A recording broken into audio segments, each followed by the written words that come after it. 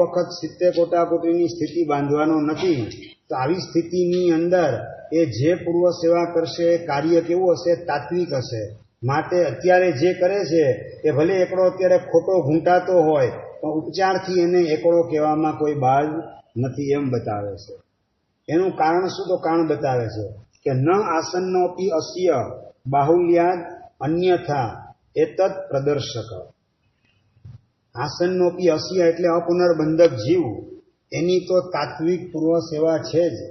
એની આસન્ન એટલે એની નજીક જીવ આવી ગયો હોય તો પણ બાહુલ્યાદ એટલે મોટા ભાગે શું છે? તો ઉપચારથી એની પૂર્વ સેવા કહી શકાય છે.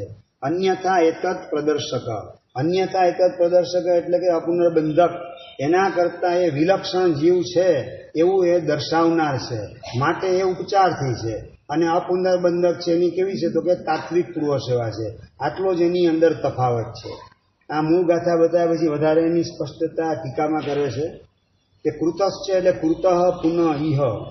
પ્રસ્તુતની અંદર જે રજૂઆત કરવામાં આવેલી છે સકૃત બંધક જીવ માટે, તે પૂર્વ સેવાની જે રજૂઆત કેવી છે? ઉપચારથી.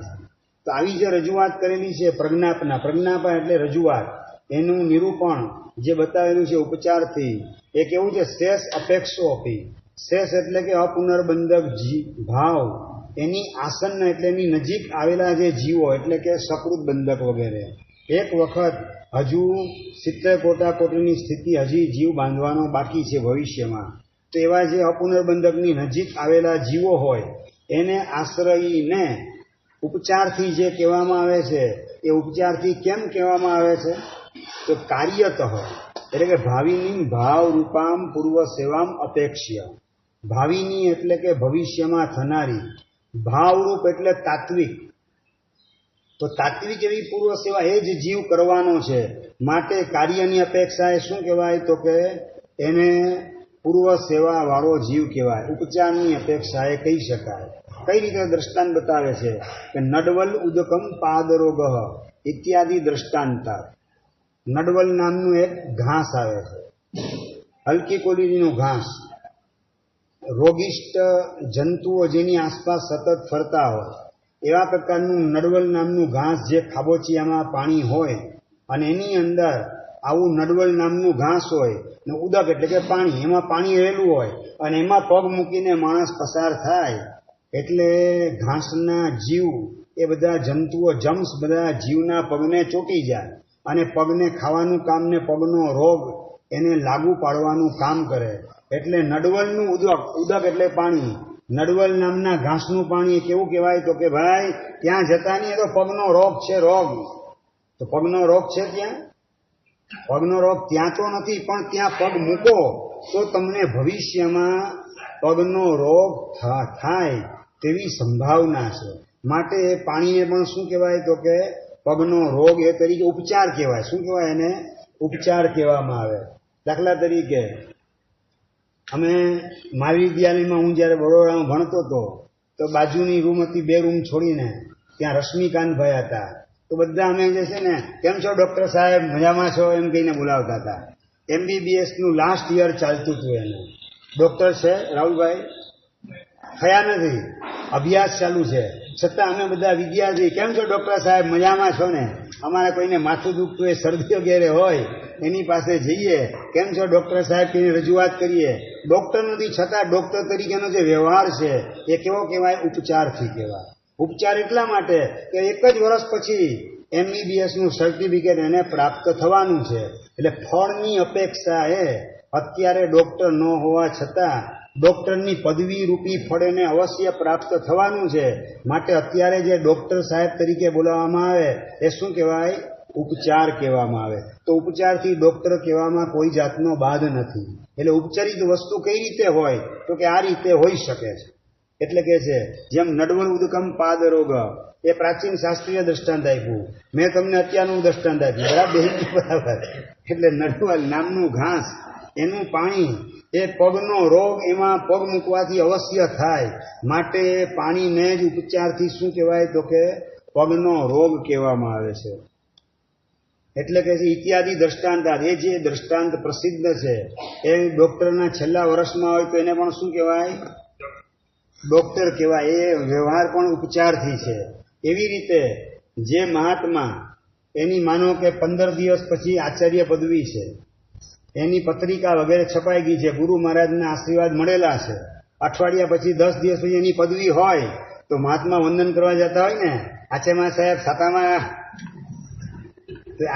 સાહેબ સાતામાં જે પૂછો કહેવામાં આવે એ શું છે? ઉપચારથી આચાર્ય પદનો પ્રયોગ છે. કારણ કે ગુરુ ભગવંતે સંમતિ આપેલ છે, પત્રિકા એમની છપાયેલી છે, ખાલી ટાઈમ પાસ થવાનો બાકી. અઠવાડિયું પસાર થઈ ગયું એટલે અવશ્ય એને આચાર્ય તરીકેની પદવી પ્રાપ્ત થવાની છે. એટલે અઠવાડિયા પહેલા જેને સંમતિ મળેલી છે, પત્રિકા છપાયેલી છે, મહોત્સવ માનો કે શરૂ થઈ ગયો, અષ્ટાનિકા મહોત્સવ, તો એને આચાર્ય સાહેબ સાતામાં પૂછવામાં આવે તો એ શું કહેવાય? ઉપચાર. તો ઉપચારિક વસ્તુ છે કે ગેરહાજર છે? હા, દીક્ષાર્થીની અંદર બોલો જ છો ને તમે. નાના છોકરા સંજ્ઞા અને તેજસ્વી હોય તો નથી કહેતા આ ભાવિ દીક્ષિત છે, હો, આ ભવિષ્યના આચાર્ય મહારાજ છે, એવી રીતે બોલવામાં આવતું હોય છે. બરાબર? આપણે ક્યારેય નહીં બોલવું. જેનું મુહૂર્ત ન નીકળવું હોય એના માટેનો પ્રયોગ આપણે ન કરવો. એ સિવાય કે એને ઉપાશ્રય આવતો બંધ કરવો હોય તો જુદી વસ્તુ છે. સમજાય? બરાબર? ઉપાશ્રય આવતો એને બંધ કરવો હોય ને તમે બોલો તો જુદી વસ્તુ છે. બાકી ઓલો માંડની શરૂઆત કરી હોય અને દીક્ષાથી બોલાવો તો બિચારો ભડકીને ભાગી જાય, એવી પણ શક્યતા છે. બરાબર? એટલે આપણે જેનું મુહૂર્ત નીકળેલું હોય, હમણાં હું દ્રષ્ટાંત મેં તમને કયું આપી દઉં? ગુરુ મહારાજે રજા આપી, પત્રિકા આચાર્યપદની છપાઈ ગઈ છે, મહોત્સવ શરૂ થઈ ગયો, અષ્ટાનિકા મહોત્સવ, અને એ વખતે કેમ છો આચાર્યમાં જ કહેવામાં આવે તો એ ઉપચાર, એ નજીકનો ઉપચાર હોવાથી વ્યાજબી કહેવાય. એમ જેનું મુહૂર્ત નીકળી ગયું, પત્રિકા છપાઈ ગઈ હોય, એને તમે દીક્ષાર્થી તરીકે બોલાવો તો એ વ્યાજબી છે. બાકીનાને બોલાવવા નહીં, કારણ કે એની અંદર આપણને ક્યારેક ચારિત્રમોનીય કર્મનો બંધ થવાની પણ શક્યતા છે. એટલે બતાવે છે અહીંયા પ્રસ્તુતની અંદર કે યતઃ નૈવ આસન્નોપી સમીપવર્તી અપી જીવો અસ્ય અપુનર્બંધક ભાવસ્ય કિમ પુનઃ અયમ એવ ઇતિ અપી શબ્દાર્થ. કે આસન્ન એટલે કે અપુનર્બંધક ભાવ, અપુનર્બંધક અવસ્થાની આસન્ન એટલે નજીક આવી ચૂકેલો પણ જીવ એ બાહુલ્યથી એટલે મોટા ભાગે એનાથી વિલક્ષણ નથી હોતો. એટલે કિમ પુનઃ અયમ એવ એટલે અપુનર્બંધકની તો શું વાત કરવી? અપુનર્બંધકની તો તાત્વિક પૂર્વ સેવા છે જ. અપુનર્બંધકની નજીક આવેલો જીવ હોય એની પણ ઉપચારથી પૂર્વ સેવા કહી શકાય છે. એટલે બાહુલ્યાત એટલે પ્રાય કરીને, અન્યથા એટલે કે અપુનર્બંધ આચાર વિલક્ષણ વર્તતે. એતસ્ય અર્થ છે પ્રદર્શક ખ્યાપક.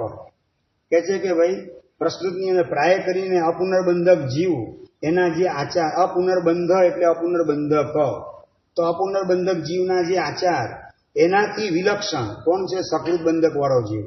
તો સકૃત બંધક વાળો જીવ છે એની પાસે અપુનર્બંધક જીવના આચાર કરતા થોડા વિલક્ષણ પ્રકારના આચાર વર્તી રહેલા છે. છતાં પણ અહીંયા કે છે કે નૈવ અન્યથા એટલે અપુનર્બંધક કરતા વિલક્ષણ નથી હોતો, એની નજીક આવી ગયેલો છે, એટલે એ એના જેવો જ કહેવાય. એટલે નૈવ જે આગળ શબ્દ હતો એનો અન્વય અહીંયા છે કે નૈવ અન્યથા એતત પ્રદર્શક. એટલે નૈવ અન્યથા એટલે કે અપુનર્બંધકની નજીક આવેલો હોય એ અપુનર્બંધક કરતા અત્યંત વિલક્ષણ હોય એવું બિલકુલ કહી શકાય નહીં. એટલે અપુનર્બંધકની જો તાત્વિક પૂર્વ સેવા કહેવાતી હોય તો એની નજીક આવેલ સકૃત બંધક જીવ એની પણ પૂર્વ સેવા કહી શકાય. ભલે એને ઉપચારથી કોઈ જુદી વસ્તુમાં પૂર્વ સેવા કહી જ ન શકાય એવું તમારે ન કહી શકાય. એતસ્ય અર્થસ્ય પ્રદર્શક ખ્યાપક. તો આ દ્રષ્ટાંત જે છે કેવું છે? તો કે આ જ અર્થનું ખ્યાપક એટલે કે સૂચક છે. કઈ રીતે દ્રષ્ટાંત બતાવે છે? નહીં મૃતપિંડાદિ કારણમ કાર્યાદ ઘટા દેહે બાહુલ્યેન વૈલક્ષણ્યમ અનુભવત દૃશ્યતે કિંતુ કથંચિત તુલ્ય રૂપતામિતિ. માટીના પિંડામાંથી ઘડો બનાવવામાં આવે તો ઘડો જે છે માટીનો, એના કરતા માટીનો પિંડ સર્વથા વિલક્ષણ હોય. સ્ટીલનો ગ્લાસ કે સ્ટીલની થાળી એ જેમ માટીના ઘડાથી વિલક્ષણ છે, એ માટીનો પિંડ એનાથી સર્વથા વિલક્ષણ કહેવાય કે ના કહેવાય? ન કહી શકાય. કારણ કે એ પિંડ પણ માટીનો છે, ઘડો પણ માટીનો છે, ખાલી આકાર થોડો જુદો છે, અને આકાર થોડાક સમયમાં કુંભાર ચાકડા ઉપર એને ચડાવશે, ચકેડું ઘુમાવશે એટલે એવો આકાર પણ ઉત્પન્ન થતા વાર લાગશે નહીં. એટલે સ્ટીલની થાળી એ માટીના ઘડાથી જેવી અત્યંત વિલક્ષણ છે, એ રીતે માટી એનો પિંડ એ ઘડાથી વિલક્ષણ નથી કહી શકાતું. એ જ બતાવે છે કે માટીનો પિંડ એ કારણ છે અને ઘડો એ કાર્ય છે.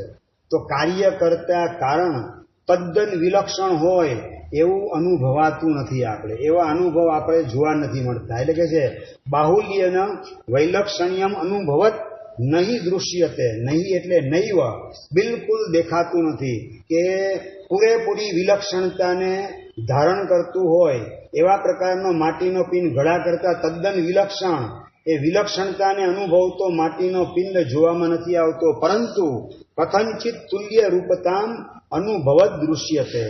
માટીનો પિંડ જે છે ઘડાથી કંઈક સમાન છે, કારણ કે ઘડો પણ માટીનો છે અને પિંડ એ પણ માટીનો છે. એટલે બંનેમાં માટીપણું અનુગત છે, કોમન છે.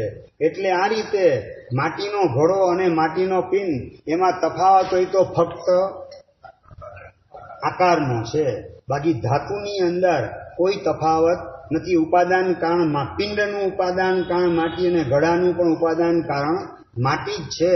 એ બંને એક જ છે. એ રીતે પ્રસ્તુતમાં કહે છે કે અપુનર્બંધક જીવ એ હજુ સુધી બનેલ નથી સકૃત બંધક, પણ એ સકૃત બંધક જીવ પોતે જ અપુનર્બંધક બનવાનો છે. અને માત્ર એક વખત સ્થિતિ બાંધી પછી તરત જ અપુનર્બંધક અવસ્થાની અંદર મુખ્ય પૂર્વ સેવામાં જોડાવાનો છો.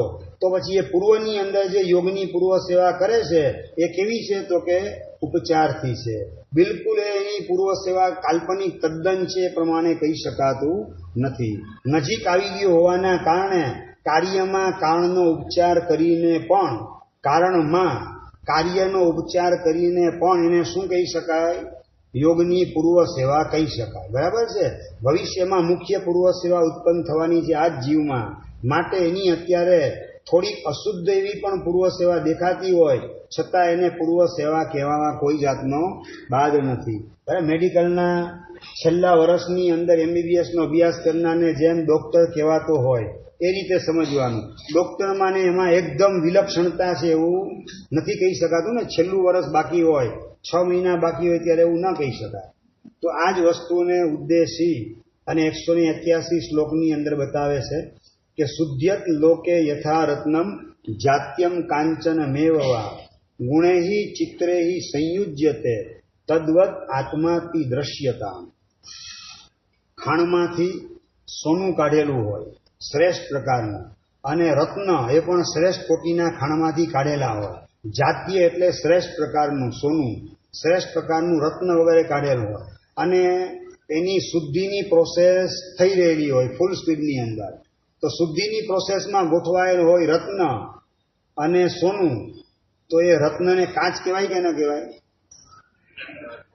કાચ ના કહેવાય, કારણ કે અંડર પ્રોસેસ ગોઠવાઈ ચૂકેલ છે.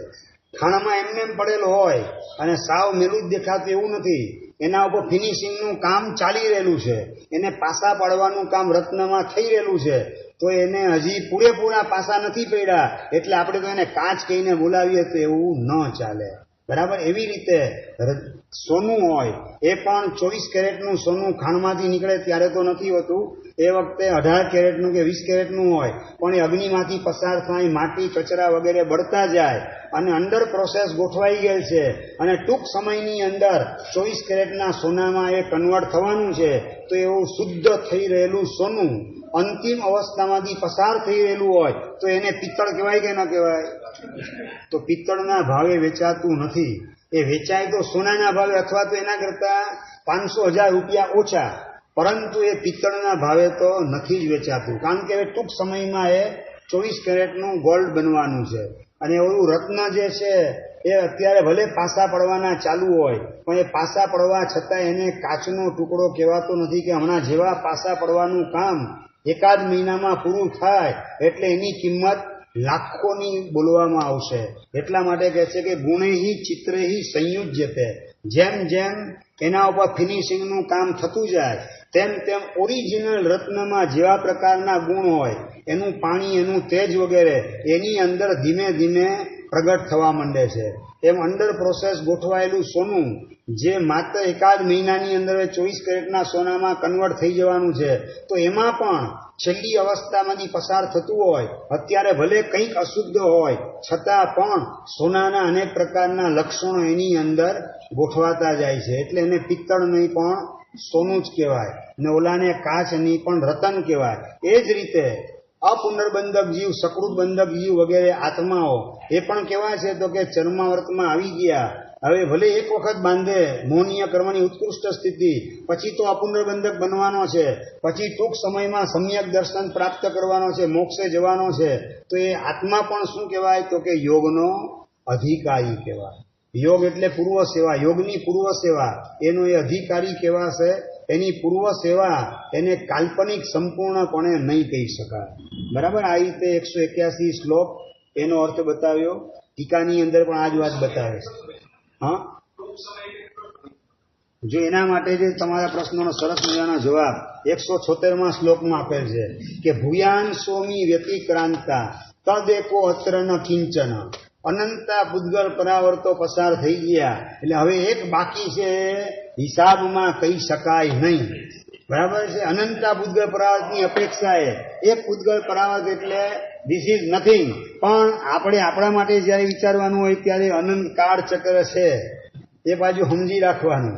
કારણ કે આપણે મોક્ષે પહોંચવાની તાલાવેલી હોય, ઉતાવળ હોય, અને ચર્માવર્તમાં જે આવેલા હોય, અને જો અવિધિ ગોલમાલ ગાલમેલ આશાતના વગેરે એમાં આપણે અટવાઈ ગયા, ખોવાઈ ગયા, તો પાછો અનંતો કાળ ઉભો થતા વાર નહીં લાગે. અહીંયા તો શુદ્ધિયત એટલે શુદ્ધિની પ્રોસિજરની અંદર જે ગોઠવાઈ ગયો છે, લાઈનની અંદર બરાબર ગોઠવાઈ ચૂકેલ છે, તો એવો જીવ હવે ટૂંક સમયની અંદર પોતાનો જેવો પુરુષાર્થ એના આધારે મોક્ષની અંદર પહોંચવાનું છે એમ સમજવાનું. બતાવે છે વ્યાખ્યાની અંદર કે શુદ્ધિયત શુદ્ધિમ અનુભવત ક્ષાર મૃતપુટ પાકાદી સંયોગેન લોકે વ્યવહાર અર્હ જનમધ્યે. એટલે રત્ન અને સોનું વગેરેને શુદ્ધ કરવામાં આવે ત્યારે એ શુદ્ધિની પ્રોસેસ કેવી હોય તો કે શુદ્ધિયતનો મતલબ શુદ્ધિમ અનુભવત, શુદ્ધિને અનુભવતું.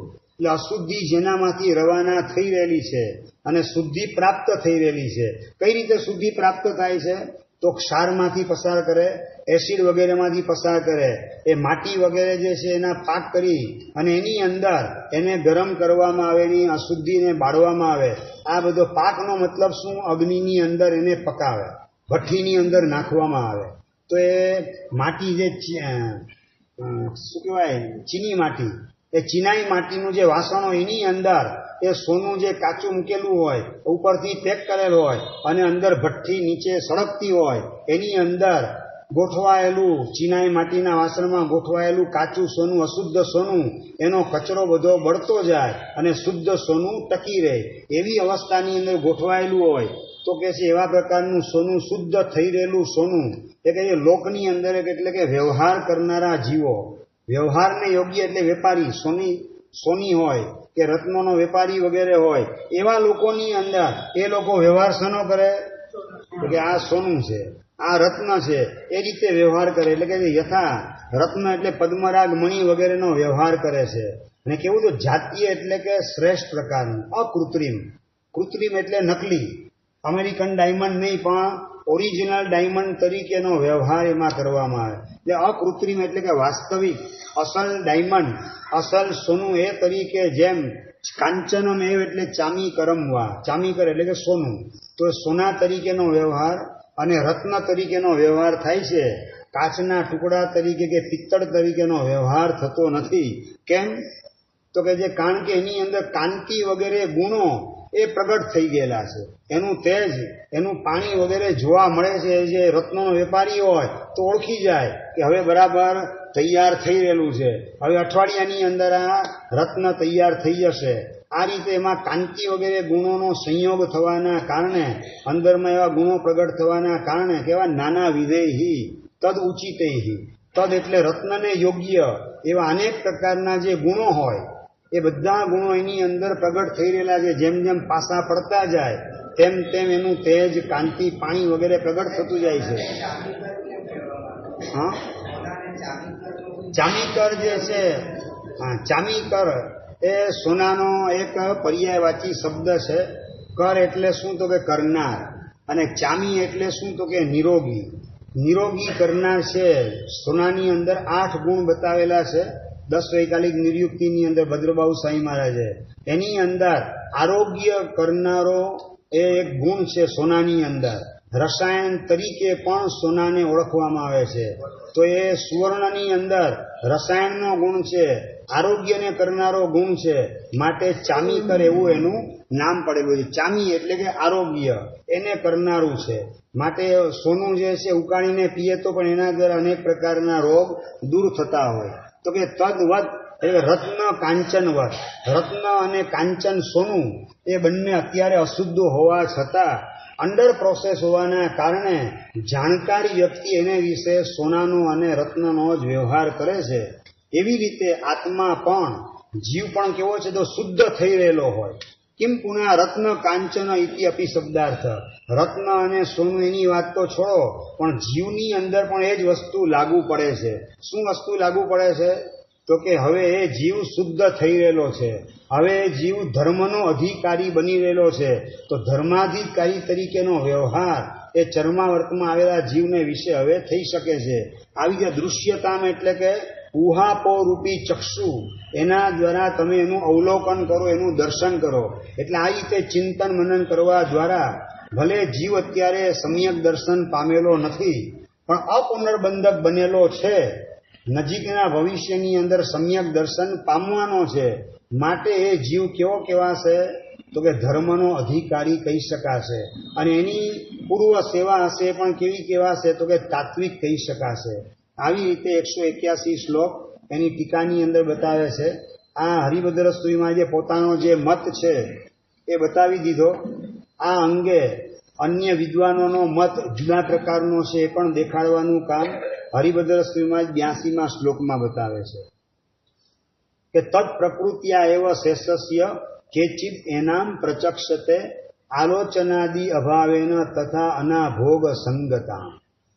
કેચિત એટલે અમુક વિદ્વાનો, અમુક શાસ્ત્રકાર એમ બતાવે છે કે ભાઈ શેષસ્ય, શેષ એટલે કે સકૃત બંધક, એક વખત હજુ જે મોહનીય કર્મની ઉત્કૃષ્ટ સ્થિતિ બાંધવાનો છે એવા જીવની એનામ, એનામ એટલે પૂર્વ સેવા, એ કેવી હોય તો અનાભોગ સંગત હોય, એ ઉપયોગ શૂન્ય હોય. ઉપયોગ શૂન્ય એવા પ્રકારની એની પૂર્વ સેવા છે. આવું અમુક વિદ્વાનો દેખાડે છે. શા માટે દેખાડે છે તો આલોચનાદિ અભાવેના. આલોચના એટલે વિચારણા, સંસારના સ્વરૂપની તાત્વિક રીતે વિચારણા હજુ સકૃત બંધક જીવ છે, અપુનર્બંધક બનેલો નથી. એક વખત 70 કોટાકોટીની સ્થિતિ બાંધવાની હજી એનામાં યોગ્યતા રહેલી છે. એના કારણે સંસારનો અંદરમાં પક્ષપાત પડેલો છે. એના કારણે સંસારનું વાસ્તવિક સ્વરૂપ કેવા પ્રકારનું છે, કેવું અસાર છે, કેવું તુચ્છ છે, કેવું રખડાવનાર છે, એ પ્રકારનું એનું આંતરિક સ્વરૂપની વિચારણા કરવાનો પુરુષાર્થ એ જીવ નથી કરતો. એટલે એ જે કંઈ પણ પૂર્વ સેવા કરશે એ માત્ર છૂટવાના લક્ષ્ય કરે એવી શક્યતા રહેવાની નથી. છૂટવાનો પરિણામ એટલે સંવેગનો પરિણામ એની પાસે નહીં હોય. આભોગ એટલે ઉપયોગ, છૂટવાનો ઉપયોગ એનામાં ન હોવાના કારણે અનાભોગ સંગત એટલે અનનુષ્ઠાન બતાવ્યા હતા ને 5 અનુષ્ઠાનની અંદર, એમ અનનુષ્ઠાનની કક્ષાએ આ પૂર્વ સેવા ગોઠવાયેલી હશે. કારણ કે એને ભવનું સ્વરૂપ, સંસારના સ્વરૂપની જાણકારી નથી, અને જાણકારી ન હોવાના કારણે સંસારના સ્વરૂપનો વૈરાગ્ય પણ એની પાસે નથી. ઉલટો સંસારનો પક્ષપાત પડેલો છે. સંસારનો રસિયો જીવ છે, કારણ કે હજી સકૃત બંધક છે. એક વખત ઉત્કૃષ્ટ સ્થિતિ બાંધવાની છે. એ સંસારનો રસિયો જીવ છે. તો સંસારનો રસિયો જીવ એ ધર્મ કરતો હોય તો પણ ઉપયોગ એનો ધર્મનો ન આવતો હોય, પણ કેવો આવે? સંસારનો ઉપયોગ આવતો હોય. એટલે પાપી જીવ પ્રતિક્રમણ કરે તો પણ એ દિવાલના ટેકે પોતાનું કટાશું પાથરવાનું કામ કરે. પાણી, હવા જ્યાંથી આવતી હોય, બારી હોય ગોઠવાયેલી, ત્યાં કટાશું પાથરવાનું કામ કરે. અહીંયા મજા આવશે આપણને, આગળ જવું નથી. બરાબર છે? એટલે પાપી જીવ પણ કરે ખરો ધર્મ, પણ એ પક્ષપાત શેનો હોય? અનુકૂળતાનો. સાંસારિક પ્રલોભનો, સંસારની અનુકૂળતા, એનો એ રસિયો જીવ છે. એટલે કરે તો કેવું પ્રતિક્રમણ હોય? અનાભોગવાળું, ઉપયોગ શૂન્ય હોય. ગતાનુગતિક હોય, બધા કરે જ ને આપણે કુળ ધર્મ આપણો જૈન ધર્મ છે તો કુળ પરંપરાથી જૈન ધર્મ આવ્યા પછી જો આપણે પ્રતિક્રમણ કરવા નહીં જઈએ તો આપણા દીકરા દીકરીનું ઠેકાણું નહીં પડે. એટલે ચાલો એ પ્રતિક્રમણ કરવા જાઓ, સંવત્સરીના વ્યાખ્યાનમાં જાઓ તો એ જે કંઈ કરે બધું કેવું કહેવાય? અનાભોગ વાળું કહેવાય, ઉપયોગ શૂન્ય કહેવાય. આવું અમુક પ્રકારના વિદ્વાનો બતાવે છે. બેઠું મૂળ ગાથા ફરીથી જોઈ લઈએ કે તત્ પ્રકૃત્યા એવ. તત્ પ્રકૃત્યા એટલે કે સંસારની આસક્તિ એના પ્રકૃતિમાં એના સ્વભાવમાં હોવાના કારણે શેષસ્ય એટલે કે સકૃત બંધક વગેરે જીવો એની જે યોગની પૂર્વ સેવા છે એ કેચિત એટલે અમુક વિદ્વાનો એનામ પ્રચક્ષતે અનાભોગ સંગતામ. અનાભોગ વાળી એટલે ઉપયોગ શૂન્ય એવી એનામ એટલે યોગની પૂર્વ સેવા એ ઉપયોગ શૂન્ય છે એવું કેચિત પ્રચક્ષતે એટલે કેટલાક વિદ્વાનો કહે છે. કેમ? તો કે આલોચનાદિ અભાવેના. આલોચના વગેરે એટલે સંસારના સ્વરૂપની વિચારણા વગેરે એ જીવ તાત્વિક રીતે કરી શકતો નથી હોતો. માટે સંસારની અસારતાની વિચારણા એના અંતરને સ્પર્શતી નથી. સ્પર્શે ખરી વિચારણા, સંસાર અસાર છે. એ ક્યારે સ્પર્શે રાહુલભાઈ? કે પચાલાક પોતાના દબાઈ જાય, પોતાની દીકરી પિયરમાંથી સાસરેથી પાછી પોતાના ઘરે આવી જાય અને એક છોકરી જે છે એના 35 વર્ષ થયા છતાં એની સગાઈ થતી ન હોય અને બીજો દીકરો જે છે પાગલ જેવી સ્થિતિમાં હોય, પત્નીને શું છે ગળામાં કેન્સરની ગાંઠ એ થઈ ગયેલી, બહાર ગાંઠ લટકતી દેખાતી હોય અને મકાનનું ભાડું 6 મહિનાથી ભરવાનું બાકી હોય, મકાન માલિકે ઘર ખાલી કરવાની નોટિસ આપી દીધેલી હોય, એ વખતે સંસાર કેવો લાગે? હા, એ વખતે ખારો ઝેર લાગે. પણ એ તાત્વિક રીતે પુણ્યના ઉદયમાં પણ સંસાર એ અસાર જ છે એવી સમજવાની સ્વીકારવાની તૈયારી એ જીવની પાસે નથી હોતી. એ જીવને ઊંચકી અને આરબના શેખ તરીકે બનાવી દે, પેટ્રોલના કુવાના માલિક તરીકે બનાવી દે. પછી કહો સંસાર તમારો કેવો છે? અરે જલસા છે, એ ડ્રિંક એન્ડ મેરી, લાડી ગાડીને વાડીના જલસા છે, આમાં કઈ અસારપણું નહીં, સારભૂત છે. એટલે પાપના ઉદયમાં અસારપણું લાગે એની ઝાઝી કિંમત નથી, પણ પુણ્યના ઉદયમાં પણ અસારતા લાગે તો એ તાત્વિક વૈરાગ્ય છે. અને આવી વૈરાગ્યની પરિણતિ આ જીવની પાસે નથી. માટે ઉપયોગ શૂન્ય અનાભોગ વાળી એવી એની પૂર્વ સેવા છે એવું અમુક વિદ્વાનો કહે છે. આવું 182માં મૂળ શ્લોક, એનો અર્થ આપણે વિચારી ગયા. હવે એની વ્યાખ્યા જોઈએ કે સા વક્ષ્યમાણ વિશેષણ અનુરૂપા યા પ્રકૃતિ. આગળ જે બતાવવાનો છે વક્ષ્યમાણ એટલે આગળ બતાવવાનો 184મો શ્લોક છે એની અંદર બતાવશે કે સંકલેશ અયોગતો ભૂય કલ્યાણંગતયા ચયત તાત્વિકી પ્રકૃતિ જ્ઞાન તદન્યા તું ઉપચારક. તદન્યા એટલે સંકલેશ એક વખત ઉત્કૃષ્ટપણે આવવાનો છે અને એના કારણે કર્યું કરાવ્યું બધું ધૂળ ધાણી આ જીવ કરવાનો છે.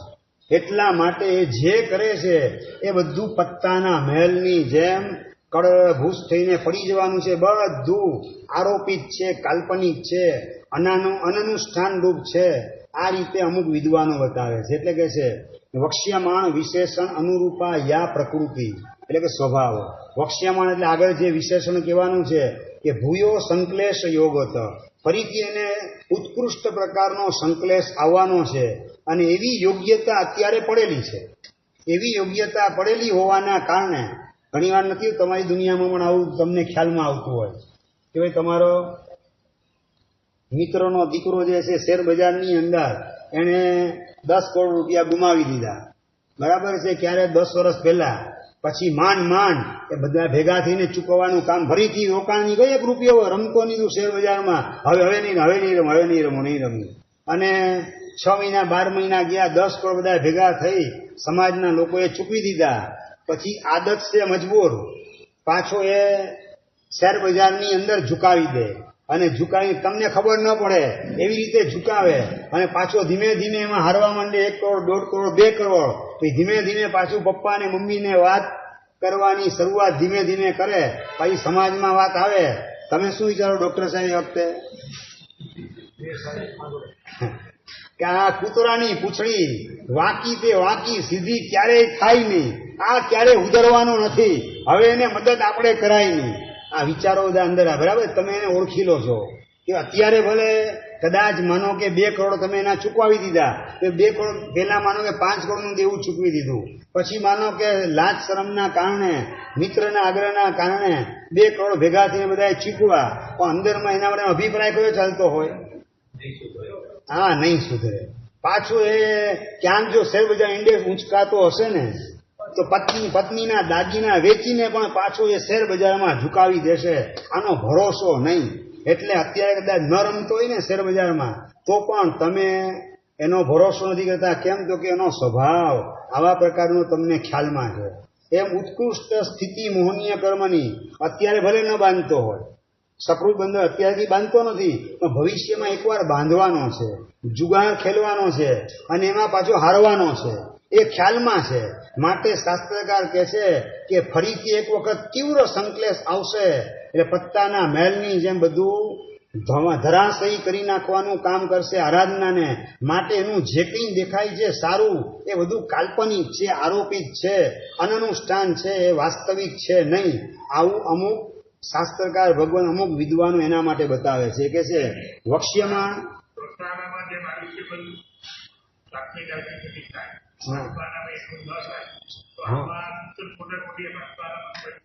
હા, 5માની અંદર 70 કોટાકોટી બાંધવા વાંધો નથી. 7મી નરકે ન જઈ શકાય, બીજાથી નીચે ન જઈ, ત્રીજી નરકે ન જઈ શકાય, પણ 70 કોટાકોટીની સ્થિતિ એ બાંધવી હોય તો બાંધી શકે.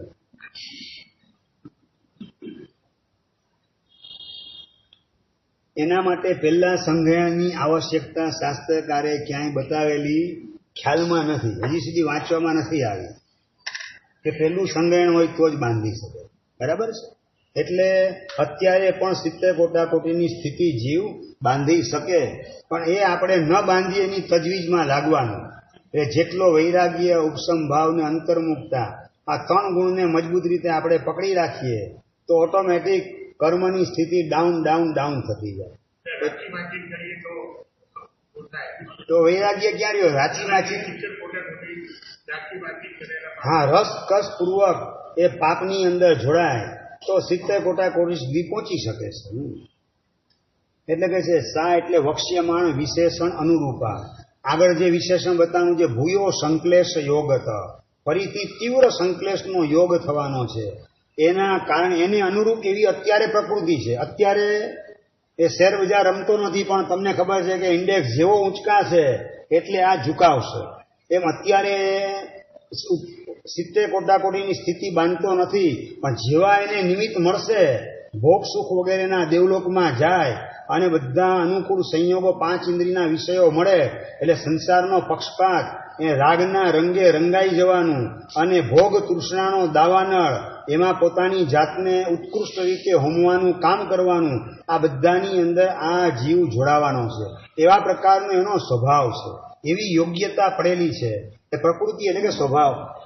તો આવી ઉત્કૃષ્ટ સંકલેશવાળી એની પ્રકૃતિ હોવાના કારણે એવો શેષ એટલે સકૃત બંધક વગેરે જીવ એની પૂર્વ સેવા અમુક શાસ્ત્રકાર ભગવાન એ પૂર્વ સેવાને કેવી બતાવે છે? પ્રચક્ષતે એટલે વ્યાકૃવતે બતાવે છે, કહે છે.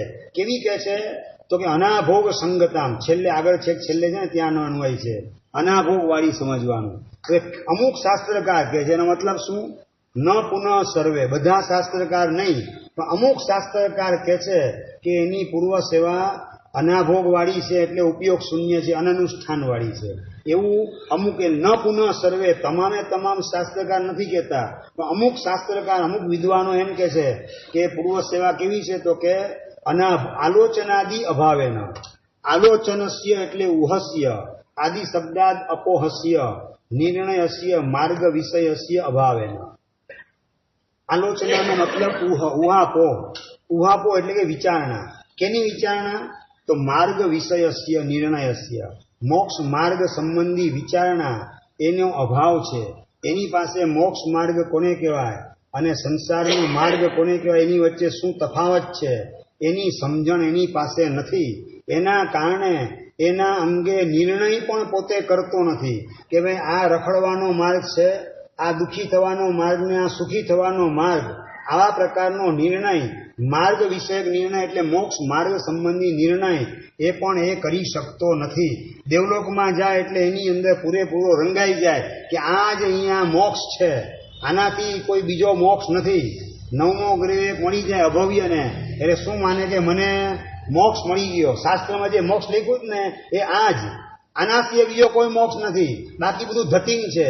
આ પ્રકારે અંદરની પાછી ગેરસમજણ અંદરમાં ઘૂંટાયેલી હોય.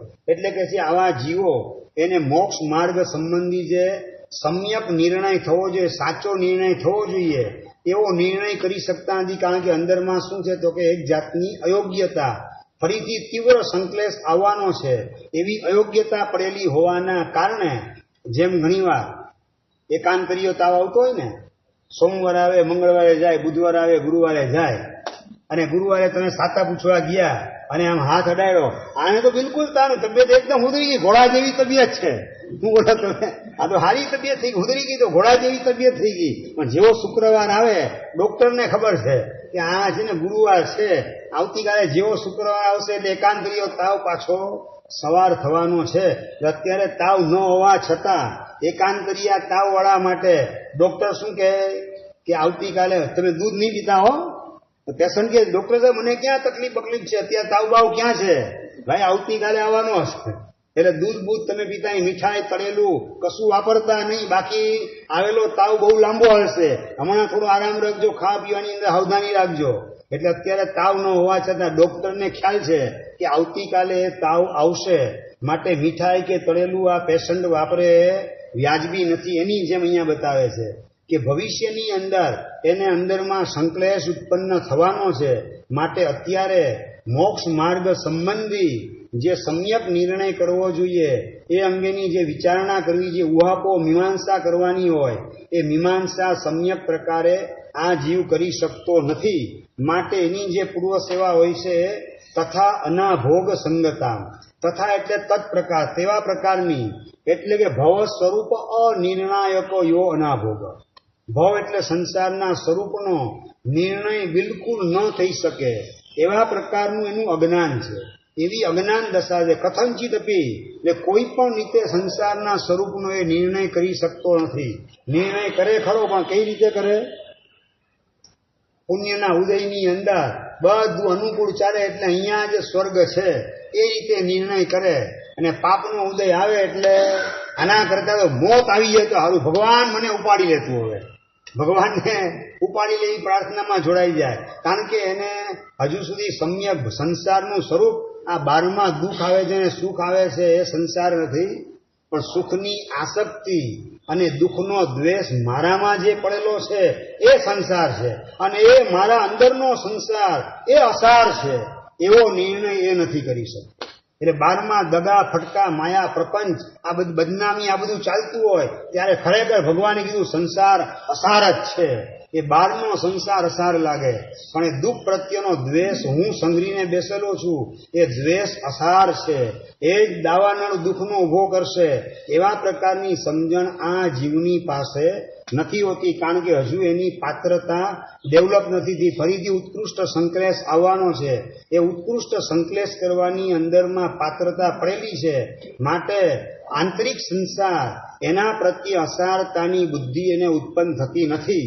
પાછા થોડા દિવસો પુણ્યોદયના આવી જાય, અનુકૂળતા આવી જાય, શેરબજારનો ઇન્ડેક્સ ચડવા માંડે, ઉંચકાવા માંડે, એ સંસાર કેવો એને બધું બરાબર એમ કેમ ભગવાનની મહેરબાની ઘણી છે, પણ સંસાર સારભૂત એને લાગવા માંડે. કારણ કે એ બધું બહારનું સ્વરૂપ જ જુએ છે. એ બધું અંદરમાં પડેલો સંસાર જે છે એ અસાર છે, અને એ જ બહારના સંસારનું કારણ છે. એ પ્રકારની સમજણ એ જીવની પાસે નથી હોતી. એટલે કહે છે કે ભવના સ્વરૂપનો નિર્ણય કરે એવા પ્રકારનો ઉપયોગ કથંચિત અપી એટલે કોઈ પણ રીતે એની પાસે નથી હોતી. એટલે ઉપયોગ અભાવ, ઉપયોગ શૂન્યતા છે. ને તત્સંગત એટલે પૂર્વ કારણ ભાવેન ઉપચરિત પતિ બરાબર. તત્સંગતામ, તત્સંગતામ એટલે કે અનાભોગ સંગત એવી એની પૂર્વ સેવા છે. એટલે એ યોગની પૂર્વ સેવા કરે ખરો, અભવ્ય પણ જો દીક્ષા લે તો સકૃત બંધક એ યોગની પૂર્વ સેવા કરે એમાં કંઈ આશ્ચર્ય નથી. પણ એ કેવી છે તો કે અનાભોગ વાળી છે, ઉપયોગ શૂન્ય છે. બરાબર. એટલા માટે અનનુષ્ઠાનની કક્ષામાં તમારે એને સમજવી જોઈએ. આ રીતે આ ગ્રંથની અંદર અમુક શાસ્ત્રકાર, અમુક વિદ્વાનોનો મત હરિભદ્ર શ્રી મહારાજ પોતે બતાવવાનું કામ કરે છે. પોતાનો મત શું છે પેલા બતાવી દીધો. આ હરિભદ્ર શ્રી મહારાજની આ વિશેષતા છે કે પોતાનો મત બતાવી દે, અને એ સિવાય તત્કાલીન અન્ય વિદ્વાનો વગેરે હોય એની માન્યતાનો પણ તટસ્થ રીતે ઉલ્લેખ કરવાનું કામ કરી દે. પછી આમાં સાચું ને ખોટું ભવિષ્યના વિદ્વાનો એના ઉપર આપણે છોડી દઈએ. ભવિષ્યના ગીતાર્થો આના ઉપર ઉહાપો કરશે, વિચારણા કરશે. મારો મત પણ મૂકી દઉં, એમનો મત પણ મૂકી દઉં, પણ મારું સાચું ને એનું ખોટું, આવા પ્રકારનો અભિનિવેશ હરિભદ્ર સુમાનના લખાણમાં ક્યાંય પણ નથી આવતો. એટલે આ બધી વિશેષતાઓ આપણે આપણા જીવનમાં પણ લાવવાની છે કે ભાઈ મને આમ લાગે છે, આમ કરશો તો તમારા માટે સારું રહેશે, છતાં તમને યોગ્ય લાગે એ રીતે તમે કરજો. એના ઉપર તારે આમ જ કરવું પડશે એમ ઠોકી બેસાડીએ એ આપણો એક પ્રકારનો કદાગ્રહ છે. કારણ કે દરેક જીવો એને પોતાના કર્મ રસ્તો આપે એટલું સૂઝે. એના સંયોગો જુદા હોય, તમારા સંયોગ જુદા હોય, એની સમજણ જુદી, તમારી સમજણ જુદી, એની શક્તિ જુદી, તમારી શક્તિ જુદી, અને તમે તમારું એના ઉપર ઠોકી બેસાડો તો ક્યારેક ધર્મથી વિમુખ થાય તેવી પણ શક્યતા ઊભી રહે. એટલે મને આમ લાગે છે આમ કરવાથી લાભ તમને વધારે થશે, છતાં તમે વિચારજો અને તમને યોગ્ય લાગે એ રીતે કરજો, એમ આપણે કહીને છૂટા થઈ જવું કે જેના કારણે આપણે બંધાઈએ નહીં અને આમ કરવું જ પડશે, કેમ તું ન કરે. એટલે કોકની સ્વતંત્રતા ઉપર તરાપ મારીએ એટલે આપણે પરતંત્ર બનવું પડે. અનેક ભવ સુધી આપણે ગુલામી અનેક લોકોની સ્વીકારવી પડે, ભોગવવી પડે. આવું બધું ન બને એની આપણે જાગૃતિ આ બધા એના શબ્દો દ્વારા આપણે અંદરમાં કેળવવાની છે. તો બતાવે છે કે પહેલા પણ પૂર્વ સેવા એ કેવી કીધેલી હતી? અતાત્વિક કીધી હતી. આગળ આવી હતી ને કે અતાત્વિક છે, અહીંયા પણ બતાવ્યું અતાત્વિક છે. બંનેમાં ફરક શું? તો બતાવે છે પૂર્વમ કારણ ભાવેન ઉપચરિતત્વ મુક્તમ અત્ર ચ અનાભોગ દ્વારેણ. આટલો ફરક છે. બંનેમાં ઉપચરિત તો કીધેલું જ છે, અહીંયા પણ કીધું ને ઉપચરિત છે. અનાભોગના કારણે ઉપયોગ શૂન્ય છે એટલે ઉપચરિત છે. અને પેલા જે કીધું એ કઈ રીતે કીધું? પોતાનો મત બતાવ્યો એ તો કારણ છે. અપુનર્બંધક અવસ્થા આવવાની આ જ જીવની અંદર. એટલે અત્યારે ભલે સકૃત બંધક હોય, પાછો એ જ અપુનર્બંધક બનશે. એટલે અત્યારે ભલે એની અતાત્વિક પૂર્વ સેવા હોય, પાછી ભવિષ્યમાં તાત્વિક બનશે. એટલે અતાત્વિક પણ તાત્વિકનું કારણ છે. એટલે કારણમાં કાર્યનો ઉપચાર કરી અને એને યોગની પૂર્વ સેવા તરીકે અમે શું કહીએ તો ઉપચરિત છે એમ બતાવીએ છીએ. એટલે કાર્યકારણ ભાવ રૂપે ઉપચરિત હરિભદ્ર સુમા કહેતા હતા. જ્યારે અન્ય વિદ્વાનોનો મત છે એની અંદર શું છે તો કે ઉપયોગ શૂન્ય છે. બીજી ભાષામાં કહું તો પ્રધાન દ્રવ્ય નિક્ષેપ એ પોતાના મતે છે, અને બીજા મત છે એના મતે શું છે? અપ્રધાન દ્રવ્ય નિક્ષેપ છે. જેમ કે અભવ્ય જીવ દીક્ષા પાડે એને શું કહેવાય? દ્રવ્ય ચારિત્ર. અને અપુનર્બંધક જીવ એ દીક્ષા પાડે એને પણ શું કહેવાય? દ્રવ્ય ચારિત્ર કહેવાય. બંનેમાં ફરક શું? તો અભવ્યની દીક્ષા એ દ્રવ્ય દીક્ષા કે અપ્રધાન છે. ભવિષ્યમાં એ દીક્ષા ભાવ દીક્ષાનું કારણ બનવાની નથી. જ્યારે અપુનર્બંધક એ અત્યારે દીક્ષા પડે છે, અત્યારે દ્રવ્ય દીક્ષા છે, પણ ભાવ દીક્ષાનું આગળ જતા એ કારણ બનશે. માટે એને શું કહેવાય? પ્રધાન દ્રવ્ય દીક્ષા કહેવાય. ખ્યાલ આવી ગયો બરાબર? એટલે દ્રવ્ય નિક્ષેપ પ્રધાન અને અપ્રધાન બે પ્રકારના છે. જે કારણ રૂપે અત્યારે હોય, ભવિષ્યમાં કાર્ય રૂપે ટ્રાન્સફર થવાનું હોય તો પ્રધાન દ્રવ્ય નિક્ષેપ સમજવાનું. તો હરિભદ્ર શ્રી મહારાજ સકૃત બંધકને પ્રધાન દ્રવ્ય નિક્ષેપથી યોગની પૂર્વ સેવા ઉપચરિત બતાવે છે. જ્યારે અન્ય આચાર્ય ભગવંતના મતે ઉપયોગ શૂન્ય હોવાના કારણે અપ્રધાન દ્રવ્ય નિક્ષેપ રૂપે યોગની પૂર્વ સેવા એ અતાત્વિક છે. એ રીતે અન્ય આચાર્યનો મત દેખાડે છે. આ રીતે આગળનો પોતાનો મત 80 ને 81માં શ્લોકમાં બતાવેલો એ મત અને 82માં શ્લોકનો મત એ બંનેની અંદર શું તફાવત છે એનો ખુલાસો એ અહીંયા બતાવવામાં આવેલો છે. બરાબર?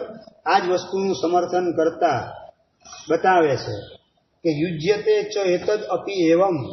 હવે હરિભદ્ર શ્રી મહારાજ ખાલી મત બતાવે છે એમ નથી કરતા, એનું સમર્થન પણ કરે છે પાછું.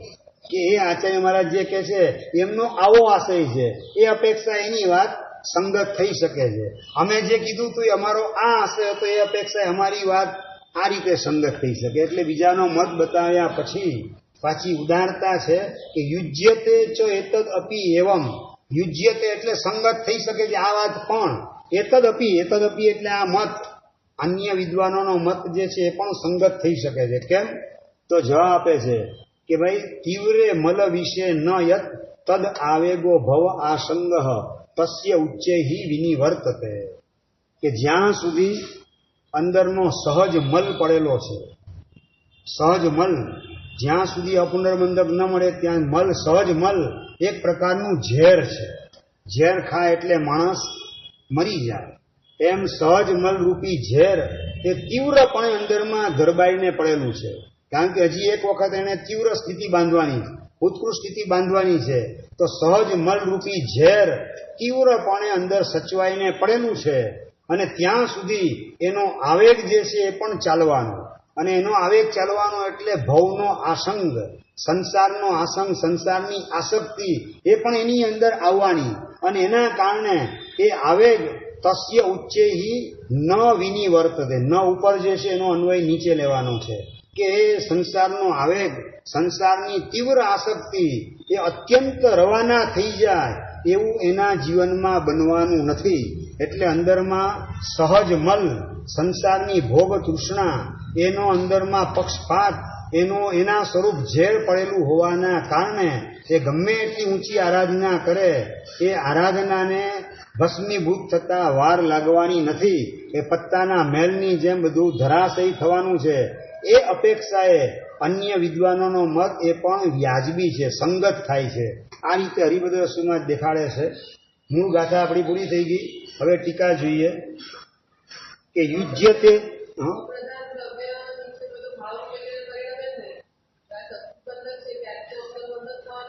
એ પોતાનો મત તો બતાવી દીધો ને એમણે.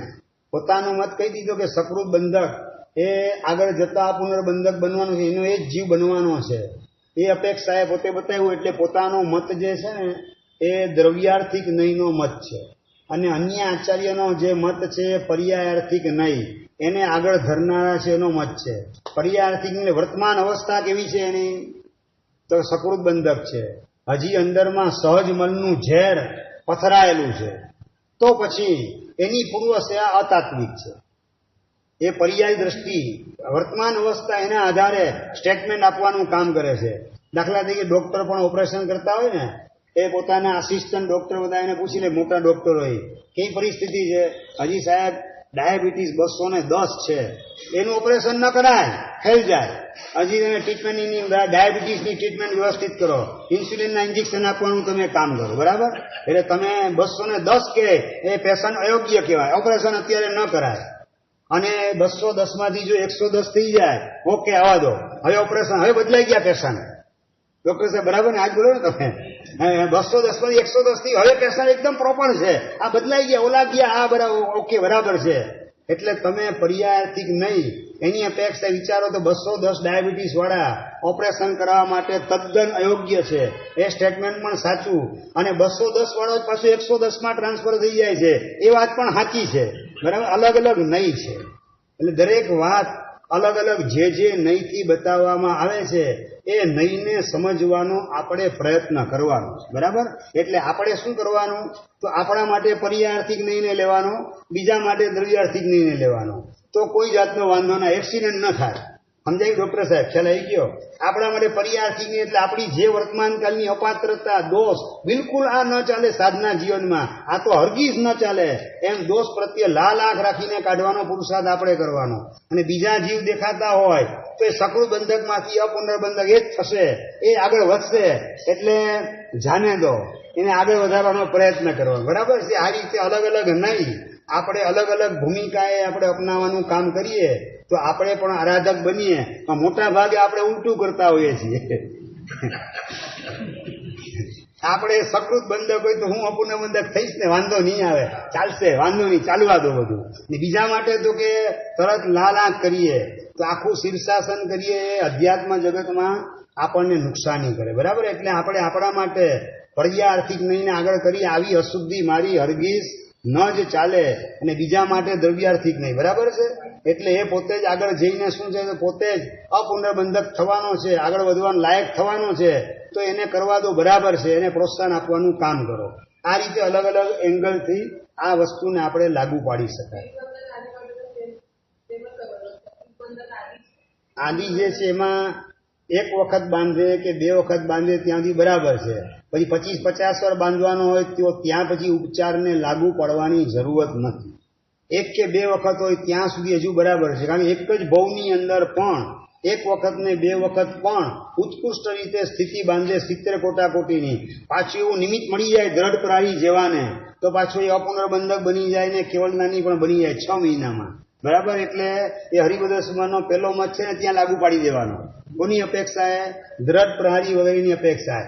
આપણને ખબર કઈ નથી કે દ્રઢ પ્રહારી 4ના ખૂન કર્યા, સ્ત્રી હત્યા, બાલ હત્યા, ગો હત્યા અને બ્રહ્મ હત્યા, ત્યારે સકૃત બંધક હતા કે વીર બંધક હતા એ આપણને ખબર નથી. આપણે ખાલી વ્યવહારથી માનો કે ગેસ કરી અનુમાન લગાવીએ કે માનો કે 4ના ખૂન એકદમ ક્રોધાંત થઈને કરી લીધા, માનો કે એ વખતે સકૃત બંધક હોય તો પાછો અપુનર્બંધક પણ બની ગયો, સંકિતી પણ થઈ ગયા અને કેવલનાન પામીને મોક્ષમાં પણ પહોંચી ગયા. એટલે આ રીતે સકૃત બંધક પણ આગળ એ જ ભવમાં વધી શકે, મોક્ષે પણ પહોંચી શકે. ચર્માવર્તીના લક્ષણ નથી બતાવ્યા, અપુનર્બંધકના લક્ષણ બતાવેલા છે. ચર્માવર્તીના લક્ષણ પાપનવી તીવ્ર ભાવી નથી, અપુનર્બંધકના છે. એટલે ગુણકૃત અવસ્થા છે. ચર્માવર્તી એ કાળકૃત અવસ્થા છે. તો કાળકૃત અવસ્થા તો એનો કાળ આવે ત્યારે આવવાની છે. ગુણકૃત અવસ્થા માટે આપણે પુરુષાર્થ કરવાનો છે. એટલે જેટલો એ પુરુષાર્થ આપણે કરતા જઈએ, સંસારનો પક્ષપાત છોડતા જઈએ, તેમ તેમ આપણી આંતરિક અવસ્થા વિકસિત થતી જાય. અપુનર્બંધક, માર્ગાભિમુખ, માર્ગાનુસારી વગેરે દિશામાં આપણે આગળ વધી શકીએ એમ સમજવાનું.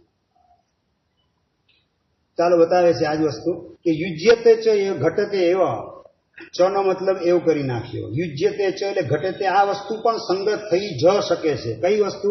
એતદપી એટલે અનંતર ઉત્તમ વસ્તુ. અનંતર એટલે 82મા શ્લોકમાં જે બતાવે છે એ વાત પણ બિલકુલ સંગત થઈ શકે જ છે. તો કિમ પુનઃ પરંપર ઉત્તમ, એટલે અમારો મત છે સંગત થાય એમાં તો પ્રશ્ન છે જ નહીં. આ મત પણ સંગત બિલકુલ થઈ શકે છે. એમ અપી શબ્દનો અર્થ છે.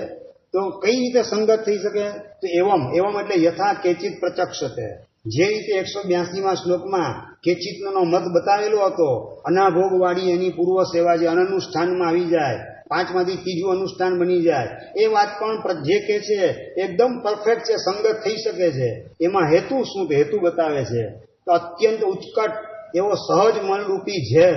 સહજ મલનો અર્થ શું કરેલો? પહેલા કર્મના સંપર્કમાં આવવાની યોગ્યતા, કર્મ બાંધવાની જીવની યોગ્યતા એ જ બતાવે છે. કર્મબંધ યોગ્યતા લક્ષણે મલ વિશે સહજ મલરૂપી ઝેર કે જે કર્મ બાંધવાની યોગ્યતા સ્વરૂપ છે, એ જ્યાં સુધી તીવ્ર હોય, ઉત્કટ હોય, ત્યાં સુધી કે છે નૈવ, બિલકુલ એનો આવેગ એટલે સહજ મલરૂપી ઝેર, એનો ફોર્સ બિલકુલ ન નિવર્તતે, રવાના થતો નથી હોતો. કિમ રૂપ, એ સહજ મલરૂપી ઝેરનો આવેગ કેવા પ્રકારનો છે? તો કે ભવ આસંગ, ભવ એટલે સંસાર, એનો આસંગ એટલે આસક્તિ, એનો પ્રતિબંધ, એના પ્રત્યેનો તીવ્ર લગાવ, એની અંદર બિલકુલ ન નિવર્તતે, પાછો ફરતો નથી હોતો. કોને? તસ્ય, તસ્ય એટલે કોને? શેષ જીવસ્ય એટલે કોને?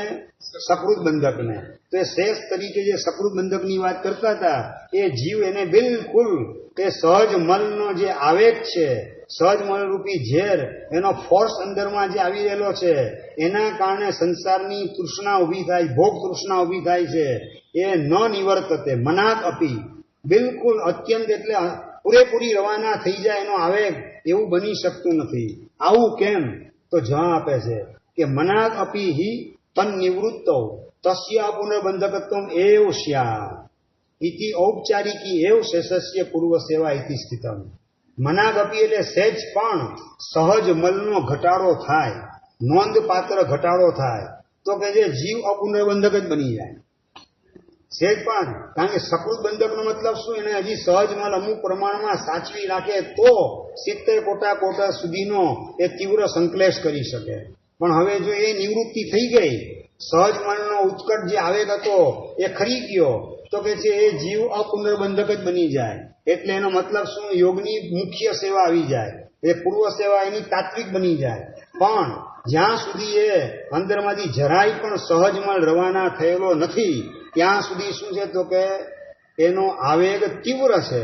એના કારણે એ જીવ સકૃત બંધક છે. એક વખત હજી બાંધવાનો છે ઉત્કૃષ્ટ સ્થિતિ, એટલે એની પૂર્વ સેવા કેવી કહેવાય? ઔપચારિકી એવ. એ જ કે છે, એટલા માટે કે ઔપચારિકી એવ શેષસ્ય પૂર્વ સેવા. શેષ એટલે સકૃત બંધક એવા જીવો, એની જે યોગની પૂર્વ સેવા હશે એ ઔપચારિક જ હશે, કેવા પૂરતી હશે. તાત્વિક યોગની પૂર્વ સેવા એનામાં નહીં આવી શકે, કારણ કે એની અંદર સહજ મલ એકદમ છલોછલ ભરેલ છે. એના કારણે સંસારના ભોગ સુખની આસક્તિ એ અંદરમાં છોડવા માટે તૈયાર નથી. એ જ્યાં સુધી એની ભ્રાંતિ ટળે નહીં, ભોગ સુખની અંદર તાત્વિક સુખની ભ્રાંતિ ટળે નહીં, ત્યાં સુધી એની પૂર્વ સેવા પણ તાત્વિક આવી શકે નહીં. માટે એની કેવી કહેવાય? તો કે કહેવા પૂરતી, નામ પૂરતી જ એની પૂર્વ સેવા કહેવાય. આવું અમુક આચાર્યનો મત છે, પણ વ્યાજબી છે. આ રીતે હરિભદ્ર સમાજ એ મતનું પણ સમર્થન પર્યાર્થિક નહીંથી કરે છે, પોતાનો મત એ દ્રવ્યાર્થિક નહીંથી એનું સમર્થન કરે છે. આ રીતે બંને મતને આપણે સમજી ગયા. જીનાગ્ન ઈચ્છા નીકળો સર